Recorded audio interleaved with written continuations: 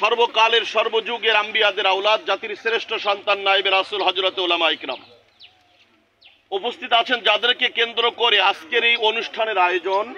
আমার সামনে বসা পিতৃতুল্য মুরব্বিয়ান আইজাম, স্নেহতুল্য ভাইরা, যুবক ভাইরা, আল্লাহ রাব্বুল আলামিনের প্রতি আমরা শুকর আদায় করছি যে মনিব আপনাকে আমাকে সুন্দর একটা পরিবেশে উম্মুল কুরআন নুরানী মডেল একাডেমি মাদ্রাসার আলোচনার এই মাহফিলে উপস্থিত হওয়ার যে মনিব তৌফিক দান করলেন, আমরা শুকরিয়া আদায় করছি সেই মনিবের প্রতি। সকলেই বলছি আলহামদুলিল্লাহ।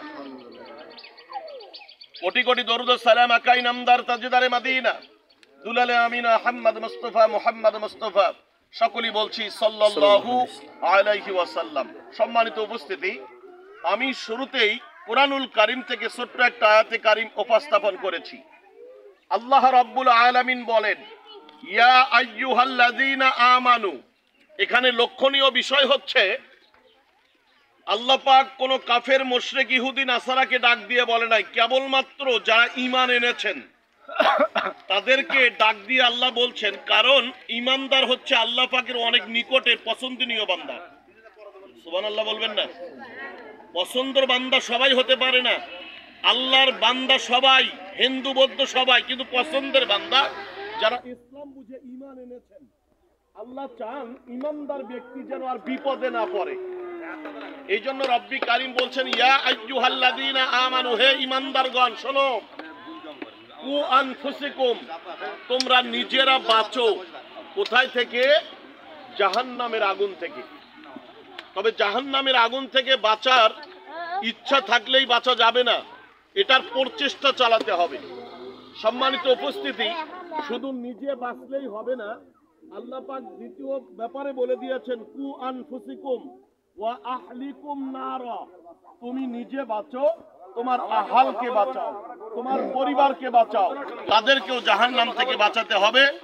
সম্মানিত উপস্থিতি, জাহান্নাম থেকে বাঁচানোর একটা অপশনের জায়গাতে আপনারা এসে গেছেন। আজকে যদি এই মাদ্রাসার সাথে আপনারা জড়িত থাকতে পারেন, সেটা একটা আর্থিকভাবে, একটা শারীরিকভাবে আল্লাহ রাব্বুল আলামিন এই ওসিলাও আপনাকে জাহান্নাম থেকে বাঁচায় দেবে, বলি সুবহানাল্লাহ।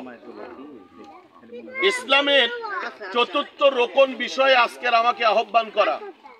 মুর্তাজা খানের হজ উমরা সেবা কেন্দ্র, আমাদের তুলসীঘাট নয়নসুখ গ্রাম, যিনি স্বত্বাধিকারী আব্দুল্লাহ মাহমুদ মুর্তাজা খান।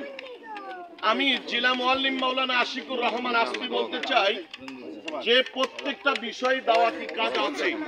নামাজের বিষয়ে দাওয়াতি কাজ আছে বিধায় সব ছোট বাচ্চারাও দেখবেন বাপ নামাজ যখন পড়ে ছোট বাচ্চাও নামাজ পড়ার চেষ্টা করে, রোজা ছোট বাচ্চারাও রাখার চেষ্টা করে, যাকাত বলেন, ফিতরা বলেন, গরিব মানুষকে ভিক্ষা দেওয়া বলেন, মানুষ দিতেই থাকে। এটার উপরে দাওয়াতি মেহনত আছে, কিন্তু আমাদের ভিতরে হজ উমরার বিষয়ে দাওয়াতি কাজ চালু নাই। যারা করে আসে তারাই শুধু বোঝে। তবে আমরা